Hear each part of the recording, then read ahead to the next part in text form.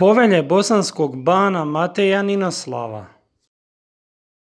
Povelja kojom ban Matej Ninoslav utvrđuje trajni mir i prijateljstvo s Dubrovnikom, datacija nesigurna, između 1234. i 1240. godine.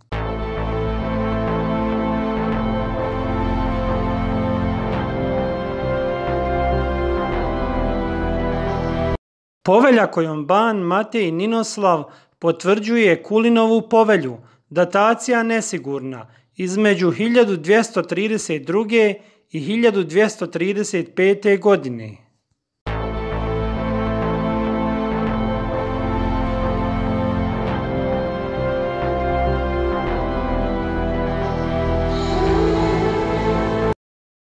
Povelja kojom ban Matej Ninoslav utvrđuje trajni mir i prijateljstvo s Dubrovnikom 22. marta 1240. godine u Dubrovniku.